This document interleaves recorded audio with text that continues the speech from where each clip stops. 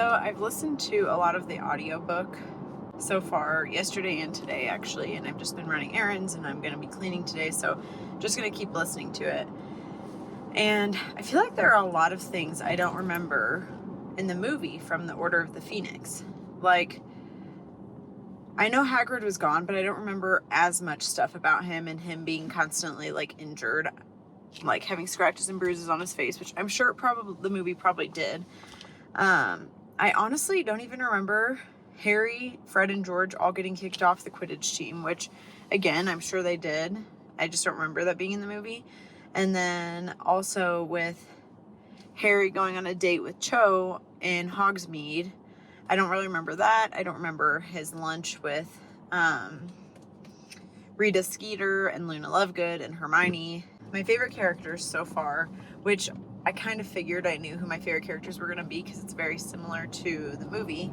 My favorite characters are Hagrid, of course, Dobby, which he's not much in this book, at least so far, Dumbledore, Sirius Black, and I like Luna, but she's not in it as much. Like, I feel like I liked her more in the movies than I'm liking her now in the book so far. Obviously Hermione is good. Harry and Ron are both good, but I don't know if any of them are actually my favorites. So I'm really enjoying it so far though. It is definitely a huge book. I am over halfway though. I'm guessing that I'm probably around 60%, probably about 60% through.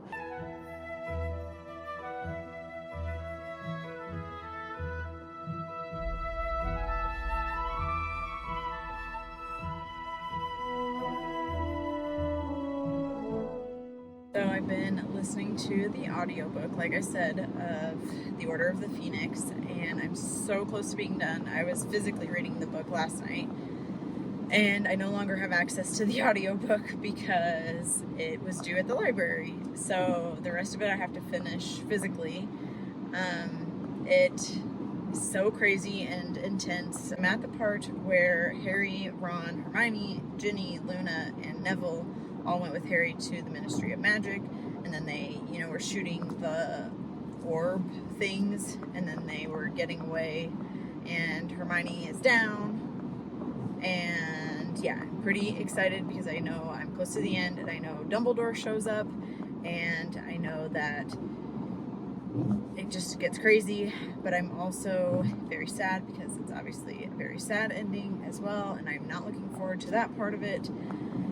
So, yeah, it's going to be a crazy end.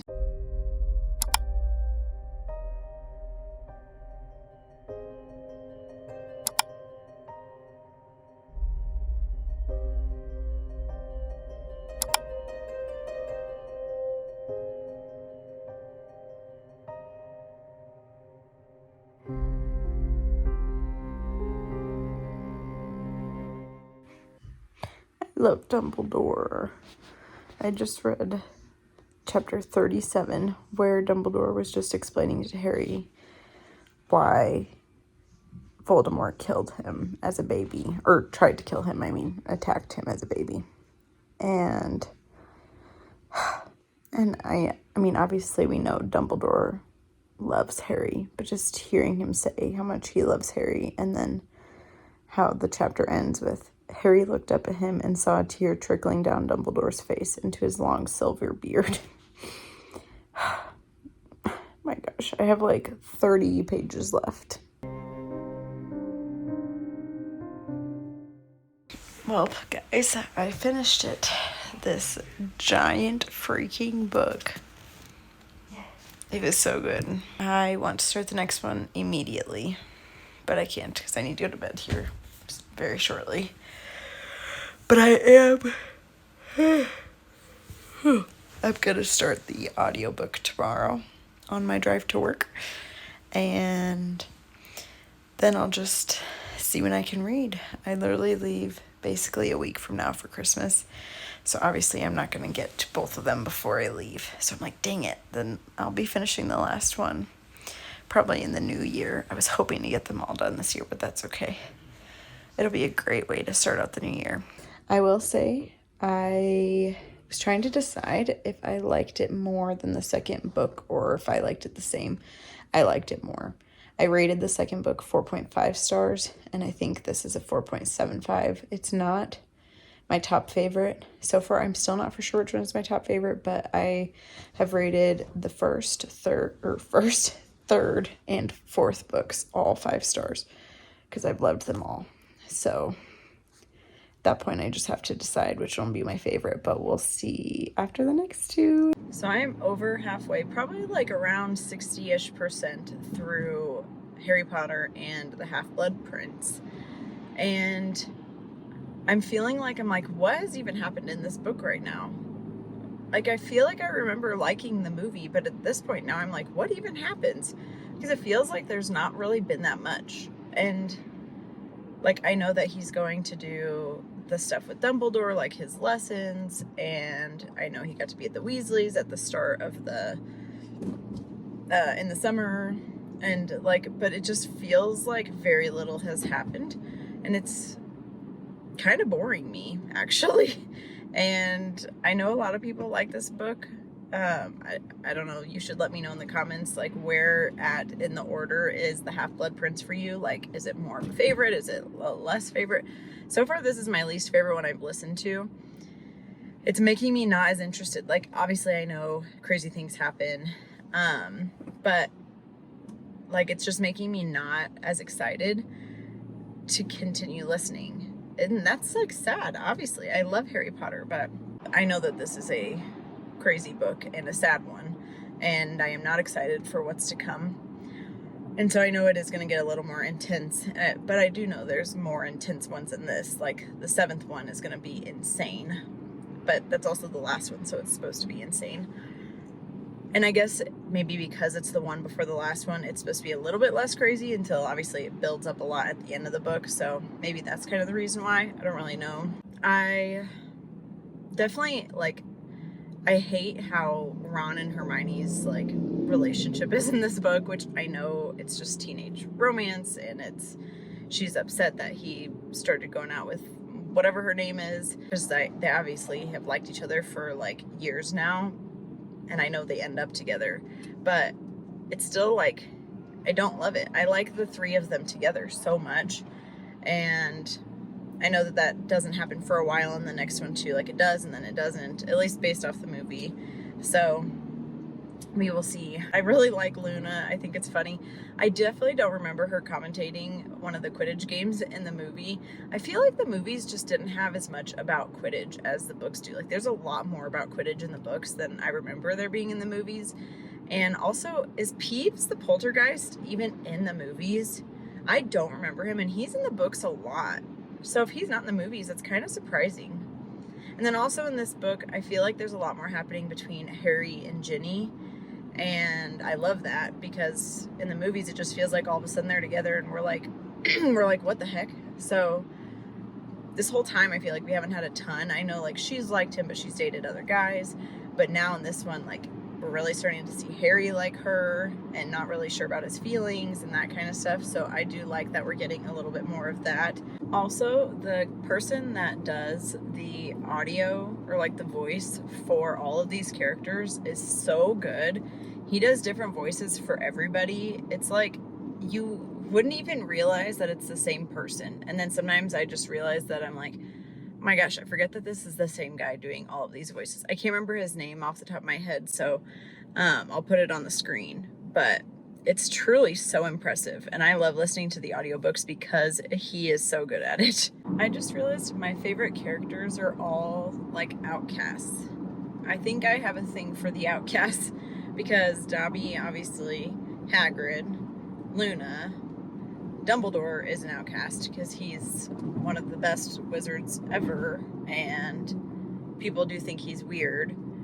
And then Sirius was like, he was like the popular kid, but then obviously he became an outcast because of going to Azkaban and everything. So I don't know if you'd really call Sirius Black an outcast, but the rest of them really are. And now I want to know what all of your favorite characters are. Like, top like 3 or 5 favorite characters.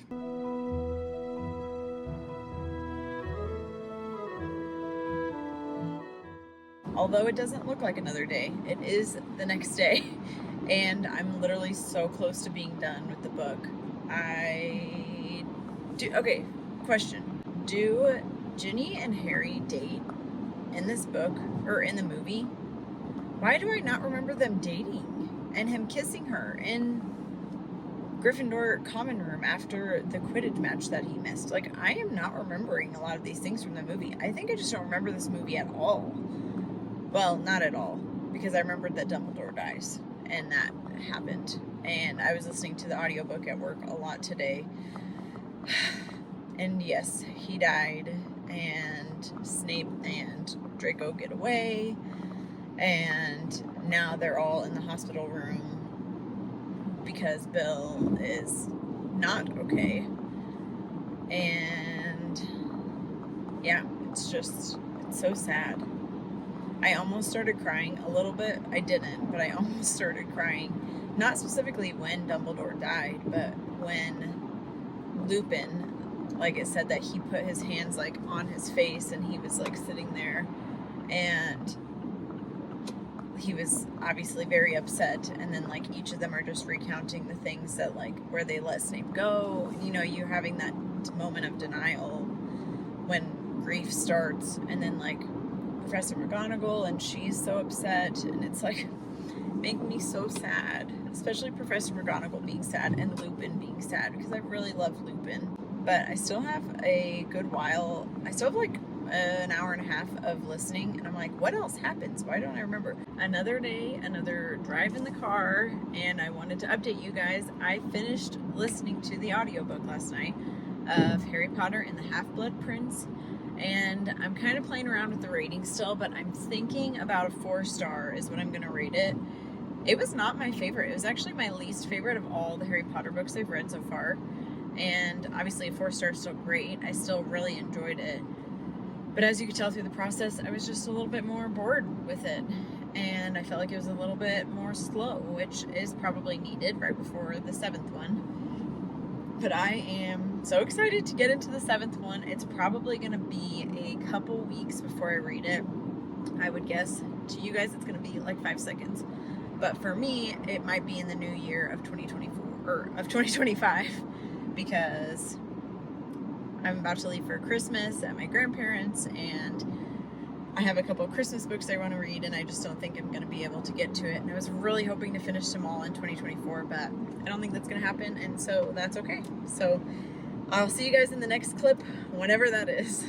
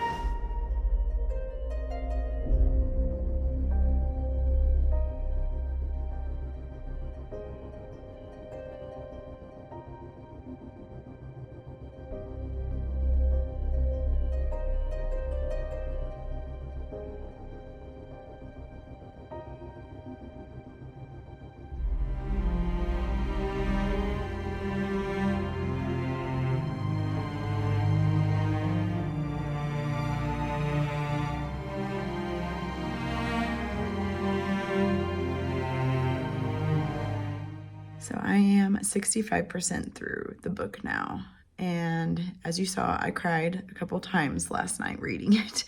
I definitely cried when Dobby died. That was so sad. After I finished reading the part of his burial, I felt like I could stop my eyes out. I didn't, but I felt like I could have. There's definitely some things that I'm enjoying more in the books that weren't in the movies, and the one that comes to my mind right now is after Ron leaves in the movie, there's a part where Harry and Hermione are dancing together, which didn't happen in the book, and I'm kind of glad it didn't, because I felt like in the movie, it's like they were trying to make them feel like they should be dating. But in the books, you'd very much know and realize that they're like brother and sister relationship, especially because you know so much more about Harry's feelings towards Ginny, which in the movie you really don't get. And then I liked when Ron came back and then he found the radio station with Jordan Lee and Lupin and Fred, etc. And I thought that was really cool. I don't remember that being in the movie, but I think it's really cool that they get to hear that and that Harry gets to feel like he is kind of back part of the world again, instead of just in hiding. And at the wedding at the beginning, towards the beginning, I guess, in the movie, wasn't Harry there as Harry and not the cousin? It makes much more sense to have him as the cousin the way it is in the book, because then people don't know that he is there. But I feel like I remember in the movie he was there as himself. There's just lots of little details that I feel like we're getting a lot more of in the book, which again makes sense, but I'm just loving reading the book so much more than the movies, and I'm already feeling sad knowing it's gonna be over soon. So I'm just here reading in bed, and why don't I also remember them meeting Aberforth? Like, I'm sure that had to have happened in the movie, but so cool that they met him and that he helped them, and then that Neville has the whole passageway through the paintings and the room of requirement and the DA. Like, there's so many things where I'm like, this is crazy. Like, this is so good. And maybe I just don't remember these things in the movie, but I really don't think that these things happened. And I'm like in shock. I really got to rewatch all of these still, but I'm just, it's so exciting. I love this chapter so far. Just reading about the room of requirement and seeing Neville like being a leader, and it's just crazy. And it's really sad to hear the way Hogwarts has come and like everything that has happened at Hogwarts. It's just, I know Snape is not a great person, but like, why is he acting so horribly? Like, really horribly. Like, he's just, I know that he'll get his redemption, but I'm like, is it full redemption? Like, I don't think it is full redemption, but like, I don't know. I don't love it. I don't love the way Hogwarts is. Hogwarts is such a special place. It's as if I've been there. Obviously I have not, but I feel like it's like a home somewhat to me. And so it's just crazy that all these things have happened. It's so sad. I am so excited. Professor McGonagall is taking charge, as she should, and she just brought the suits of armor down, like, to life, basically. And she says, Hogwarts is threatened. Man the boundaries. Protect us. Do your duty to our school. And it's just like, because I could just picture her, like, yelling it. Not yelling, but, you know, like, talking in her, like, loud, demanding voice. It's not demanding in a bad way, though. You know, like, demanding in a good way. Freaking love Professor McGonagall. This is so crazy. And I still have, like, 200 pages left. So I'm definitely not finishing this tonight, but I'm so excited.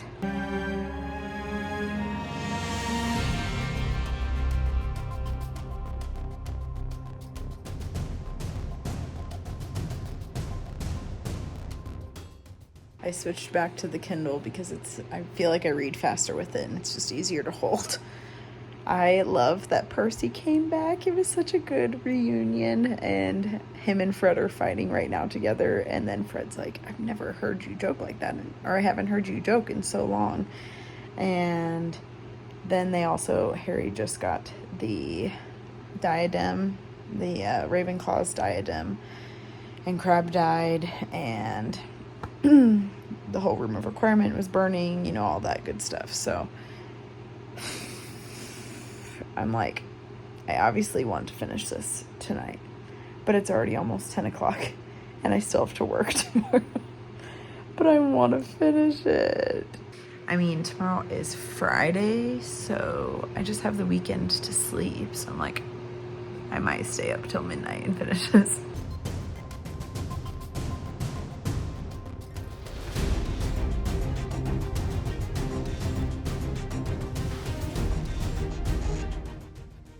Fred died.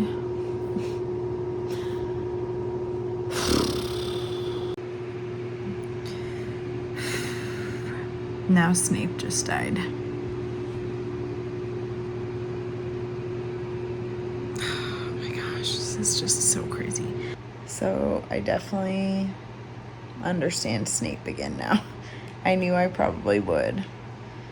And I know that what he was doing and why he had all these people at Hogwarts was because he had to keep up the front that Dumbledore asked of him with Voldemort and was to protect.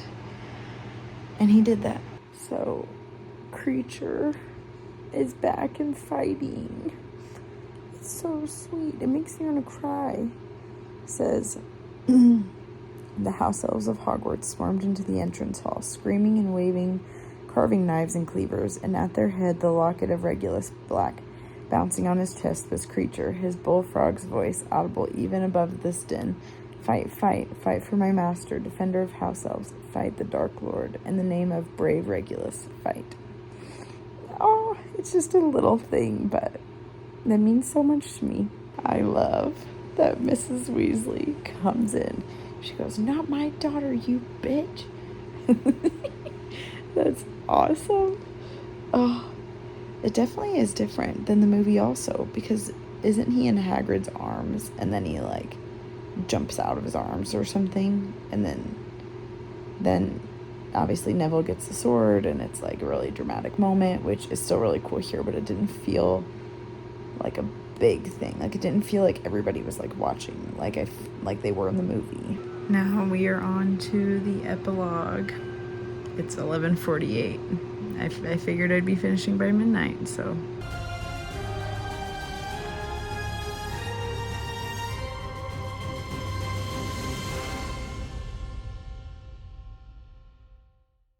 So overall, I think it's pretty obvious that I love Harry Potter, and I love the Harry Potter series. 5, 6, and 7 were all very good books, and it's so hard to decide which book is my favorite. Out of those 3, 7 is my favorite. Out of the whole series, it's either 1, 3, or 4, I think. Those have been my favorite the whole time. 7 is obviously amazing, but that one is just so different, and because obviously there's a lot of things happening, like you don't get too much at Hogwarts. Well, you do at the end, but like it's not like a normal school year, obviously. They don't even go to school. So I don't know which one's my favorite. It's hard to decide. You should let me know down in the comments which one is your favorite and why, and maybe if your favorite book is different from your favorite movie. Overall, I loved the Harry Potter series. I loved reading them. I am so happy, and I hope you have enjoyed watching this, and I also hope that you take care. Thanks for watching. Bye.